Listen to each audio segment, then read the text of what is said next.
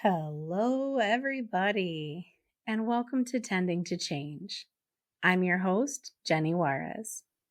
Now, if you've been listening to this podcast from the beginning, you may notice a theme underlying many of these episodes, and that's a theme of shifting our perspective. But what is our perspective? Perspective is the lens through which we view and interpret the world.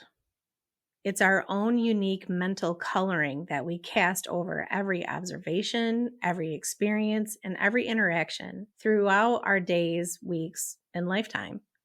It begins to take shape almost immediately after we're born, and it's continuously refined over the course of our lifetime. Characteristics and ideologies such as where and when we're born, our family's political and religious affiliation, familial, social, and economic class, and our sex, gender, race, ethnicity, and sexual orientation are some of the initial influences of our perspective. Our perspective of the world is then further shaped by how we're raised and by what kind of parents we have, how many and what kind of friends we have, and what our relationships are like. Whether or not we experience a sense of physical and emotional safety, the education we receive, and countless other factors. Each of these aspects merge to create a unique vantage point of our lives. And that vantage point, that perspective, it informs not just how we interpret the world around us, but how we live in it, what kind of choices we make, what risks we take, and what kind of life experience we have. And of course, this process of analyzing, judging, anticipating that's done by our minds is incredibly helpful to us. We're constantly inundated by so much information that if we didn't have a system for organizing and interpreting it, it would be impossible to function within society. However, when we fall into this false belief that our limited conditioned perspective is the only perspective or the only right perspective, then we start to run into problems because our perspective is not the only one, nor is it necessarily right. In fact, if we don't cultivate the skill to expand or change our perspective, we might end up finding ourselves feeling trapped in lives that we don't even enjoy, or in relationships that don't nourish us, or working jobs that don't feel aligned with our calling or potential. And we may even find ourselves in a near constant state of some mix of fear, hatred, and regret. We lose our ability to choose differently for ourselves, and we become victimized by our own thoughts, emotions, and beliefs. And this is why intentionally engaging in the practice of perspective taking, of trying to see and understand the world from the vantage point of others, is so valuable. It doesn't just open us up to the opportunity to grow and evolve as an individual. It also expands our capacity for empathy, for deeper connection and intimacy, for effective communication and conflict resolution, and for creative solutions to the collective challenges we face. But the ego does not like change. Its entire existence hinges on consistency because it's based on thought. Staying stuck in our limited perspective may seem safe at first, but as we grow older, it becomes more and more confining and contracting. There's a silver lining to this, though, because contraction precedes expansion, and it's often only when we feel like the walls of our world are closing in on us that we finally experience a breakthrough. Our thought-constructed self has to die a death in order to expand, to be transformed. It's through the limitation of the small self, the ego, that we discover our true nature, our limitlessness. And this directly relates to what's known as fixed mindset versus growth mindset. And these are terms coined by psychologist Carol Dweck. She published a book in 2006 called Mindset: The New Psychology of Success. And what she explains is people with a fixed mindset presume that intelligence is static or unchanging. So they tend to spend most of their time trying to prove themselves by posturing as intelligent. They tend to avoid challenges, they give up easily, they ignore or hate constructive criticism, and they feel threatened by the success of others. They perceive the world as more deterministic, that victim mentality I had mentioned earlier. By contrast, people with a growth mindset perceive intelligence as something that can be developed. They tend to embrace challenges, and they see mistakes as opportunities to learn. People with a growth mindset tend to persist in the face of setbacks. They learn from constructive criticism, and they feel inspired by the success of others. And this all causes them to have a greater sense of choice and free will, a sense of personal empowerment instead of victimhood. Most of us really don't grasp how much power our thoughts and beliefs exert over our lives, let alone that we possess the ability to change our thoughts and beliefs, and therefore our lives. This understanding is gaining traction, though. There's such an uptick in positive affirmation merchandise right now. But it's not as simple as repeating, "I am healthy, wealthy, and wise," or some variation of that. Of course, it helps. Changing our inner dialogue has its own value. But deeper still is the profound power of disentangling our consciousness from the incessant thought stream altogether, of creating more space in our minds to allow for the possibility of spontaneous growth to occur. And that means we need to get comfortable with being uncomfortable, because things are always changing, whether we like it or not, whether we notice it or not. And often when we're in the midst of failure or contraction, we're on the precipice of a quantum leap in consciousness and we don't even realize it. It just hurts. It's confusing. It's disorienting. Imagine if a caterpillar, confined to crawling upon the earth, threatened by every passing foot, every car tire, bird, or other predator, knew that it was destined to become an exquisite butterfly with the capacity to fly wherever it pleases, seeing and experiencing things beyond its wildest dreams, but that it first needed to shed its outer skin, create a tight chrysalis where it would be squeezed and dissolved into nothing but the goo of its most vital essence. Do you think the caterpillar would willingly create the chrysalis? What if we, as human beings with the capacity to think, understand, and imagine, what if we could comprehend our own cycles of growth and metamorphosis? Would we intentionally engage with it? Or would we cling desperately to the form we're more familiar with, even if it meant living a confined life in survival mode, with our highest potentialities never actualized? I remember a few years ago, I started sharing with people close to me that I felt like I was in a birth canal. It was tight, dark, uncomfortable. I couldn't see where I was going, and every so often I felt squeezed under immense pressure. I didn't know where my life was headed or what I was supposed to do next.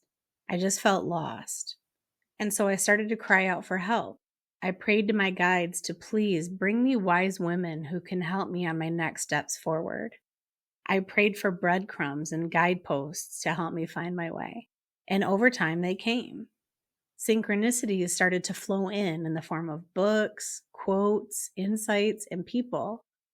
It was like whispers from a deeper dimension telling me that I'm right where I need to be and that change was coming. I met women who became dear friends of mine, women who expanded my perspective and guided me toward deeper levels of healing and integration. I still don't know what exactly lies ahead for me, but I have a greater sense of calm and confidence that I'm headed in the right direction and that the opportunities will present themselves to me at the right time. My job is to keep leaning into my own discomfort, my growth edge, whether it's by timid baby steps or courageous leaps, because we do not grow by staying the same. And it's not just my life or your life at this personal level. We are collectively on the precipice of profound change. Just as one of these wise women who more recently came into my life reminded me, we're all in this birth canal together. And it's messy and painful, and there's blood and shit and fluid everywhere. We're enduring a polycrisis, but it's a necessary portal for us to travel through to get to where we're headed as a species and as an interconnected web of life. We are in the midst of a paradigm shift, and it's demanding that each of us confront our fear of change and expand our perspectives so that we can access the level of imagination, of creativity that's necessary to give birth to this new world that we're all co-creating. Here's a quote from Carol Dweck. "The passion for stretching yourself and sticking to it, even or especially when it's not going well, is the hallmark of the growth mindset. This is the mindset that allows people to thrive during some of the most challenging times of their lives." And this is why this podcast is about tending to change instead of fearing change. You see, fear is a very powerful emotion, and we're witnessing a massive amount of collective fear in the face of this profound change we're undergoing. But it's not just the rational fear of imminent danger. It's also fabricated fear. Fear that is being generated and used as a way of dominating and controlling us. It's causing us to forget our united strength and our resilience and our creative capacity. It makes me think of the Disney Pixar movie Monsters, Inc. In the movie, the city of monsters collect and harness the screams of human children for energy. And yet, they're terrified of the children that they scare because the children are believed to be toxic. And so they represent an existential threat to the monsters. By the end of the movie, what they ultimately discover is that the laughter of children is infinitely more powerful than the screams and the fear. And this is honestly not so different from the world that we live in. The people in power have been using fear as a tool to control the general population for thousands of years. And it's been very effective. The people in power don't want us to know that joy and love are infinitely more powerful than fear. Because once we begin to realize this, once we begin to shift our perspective toward this deep truth, then we can't be controlled. Then the power returns to the collective, and it's used for the benefit of the collective. We don't get tricked into this us versus them mentality that makes oppression and violence and war so commonplace. We don't get sucked into the lie that in order for my needs to be met, someone else needs to go without. And we stop being controlled by this materialistic, consumeristic worldview that tells us our happiness is based on how much we own or how much we consume, or that our value is based on our productivity or our financial wealth. When we operate outside of this fabricated fear of scarcity and threat, we reclaim our humanity. We realize that no one is above or below us, and that there's enough for all of us. We understand to our bones that we are not diminished, not even a little bit, by the joy, peace, and love experienced by someone else. In fact, we are enriched by it. We delight and celebrate in it, and we're inspired by the successes of other people. Doesn't this seem worth the discomfort of embracing change? Doesn't it seem worth the effort of loosening the grip on our tightly constructed ego selves? Doesn't it seem worth the willingness to be wrong and the curiosity necessary to expand our perspective? I think so. So let's finish today's talk with a meditation practice that aims to create a little bit more space between our awareness and our thoughts. Beginning as we always do, by taking a noble and dignified seat, finding balance in the pelvis so that you're honoring the natural curves of your spine, with your low back pulled in and up, and the slight toning to the belly and the ribs. Your shoulders begin to relax down the back of the rib cage, with your heart and your throat opening. Breathing in, beginning to feel your spine lengthen and elongate in both directions, rooting down through the sitting bones and rising up through the crown of the head. Resting your palms on the tops of your thighs, gently closing the eyes if you haven't already, and welcoming the breath like a dear friend. In and out the nose, one breath after the other. Imagining that you're sitting on some soft grass next to a gently flowing river. The sun is shining down on you, pouring in through the branches and the leaves of the trees that are surrounding you on the riverbank.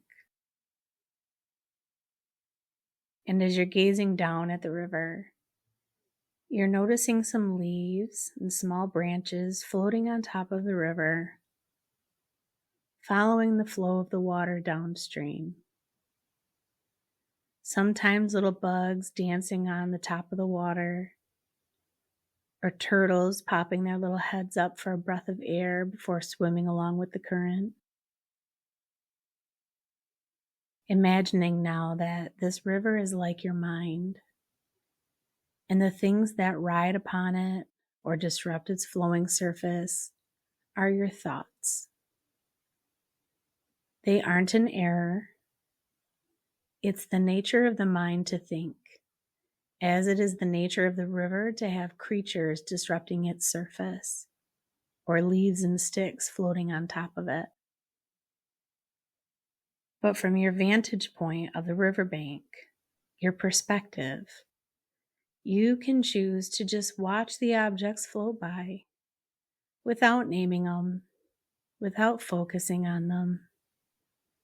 You can maintain your awareness of the river, letting your attention hold the expansive space of the river instead of getting lost on a particular leaf or dragonfly. Just so, it's the same with our mind. When we're quiet and settled, we can rest our awareness on the mind without getting lost in one particular thought. We can simply allow the thoughts to come and go, noticing how quickly they pass when we don't name them or focus on them. Just staying with the breath, allowing the mind to do what it does, not trying to control it or cling to any particular thought, just letting the mind be as it is, appreciating the spaciousness that we can create within ourselves. Continuing to sit in this way, next to the river, appreciating the flow of life, letting your gaze be soft, letting your heart be soft, letting your mind relax, seeing the bigger picture, feeling a sense of relief in the vastness, in the unknowable, feeling a wave of peace wash over you as you rest in this spaciousness, cradled and held by love. And slowly, bringing your awareness back to the room around you, and when you're ready, lifting the gaze, opening the eyes. Thank you so much for joining me today. May you feel empowered by the possibility of expanding your perspective. And may you approach your life with curiosity and wonder. And may you always remember that love is stronger than fear. Until we meet again, take care and have a wonderful rest of your day.